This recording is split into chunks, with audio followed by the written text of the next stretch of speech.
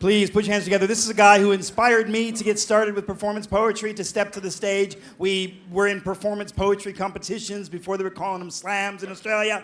We were running poetry slams in 1996 at the Sandringham Hotel. We have performed on stages around the country. We both go to schools, like primary schools and high schools, and he's one of my greatest inspirations. I'd like you to welcome him to the stage. He calls himself Tug Dumley.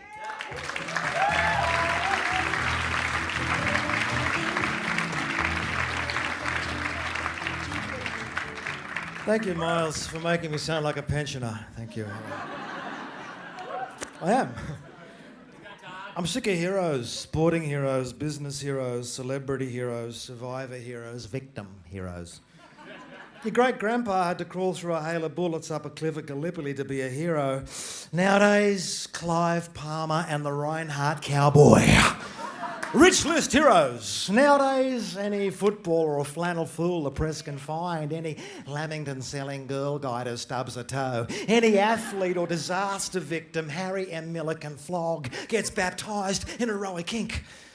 Whenever a solo yachting loon or twit who lives in a cave for a year in a Mars bar gets rescued, they're dubbed heroes.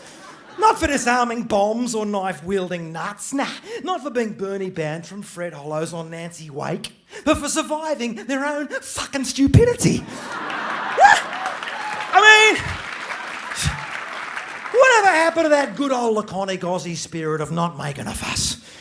Where a bloke could hump his dog and dying family on his shoulders halfway across the outback, wrestling crocs and building shelters from mallee scrub, taking out his kid's tonsil with a sharp rock.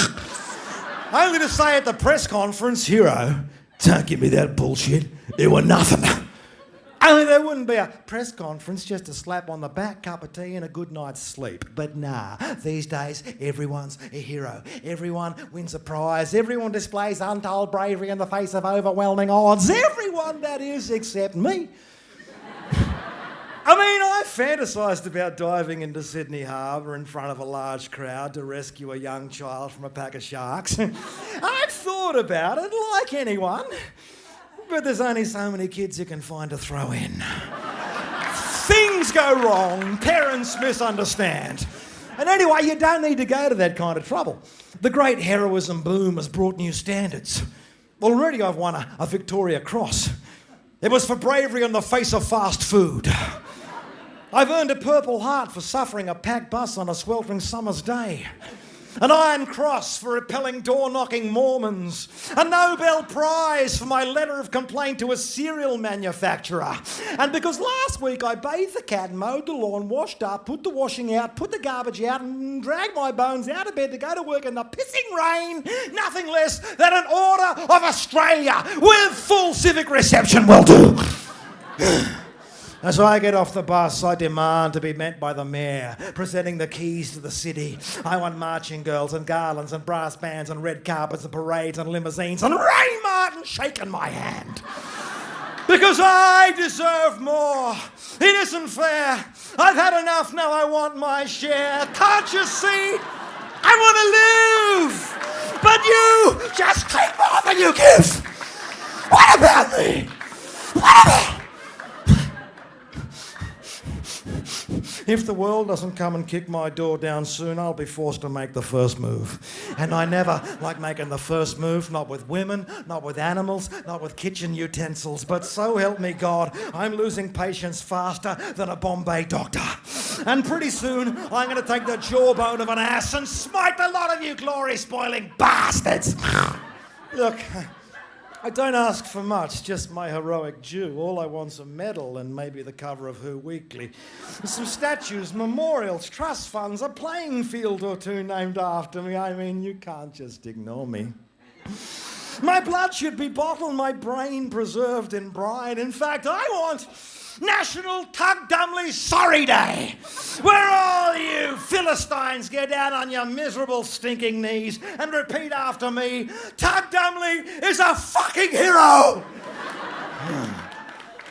Well, come on. Tug Dumley is a... Yes. This is the kind of apathy I've come to expect. But you'll see, at my death, there'll be a global wailing and gnashing of teeth. Women will throw themselves from skyscrapers in despair, and I won't have to die in some fucking stupid car crash to get it. Just have high cholesterol, cirrhosis of the liver, or daytime TV. When I die, I want my friends to call a banquet and eat me. Buried at sea.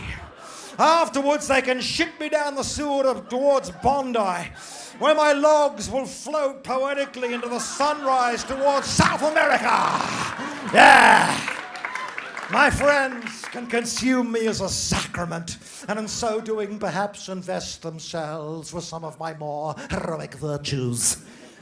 Culinary geniuses of various nationalities will prepare my carcass. Thus, I bequeath the tandooried arse cheek to Miles Merrill. A sashimi pectoral muscle to Gail. My liver marinated in brandy sauce to Benito. My caramel candied eyeballs to Jane. My fettuccine spleen to Jeannie. My pickled feet to Archie. Yes. Oh yes, and my reproductive jewels. Well, some things are sacred and must be preserved. Thus, my cock shall be embalmed and buried in state in Westminster Abbey, in Poets' Corner, along with Chaucer, Keats, and Dr. Johnson. The Queen shall escort the gun carriage carrying my sacred member past weeping millions. There will be international expressions of regret. Celebrities, dignitaries, pop stars will choke the cathedral.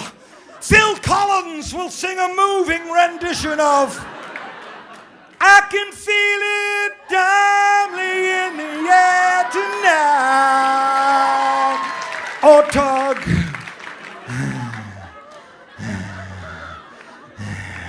All this and more shall come to pass.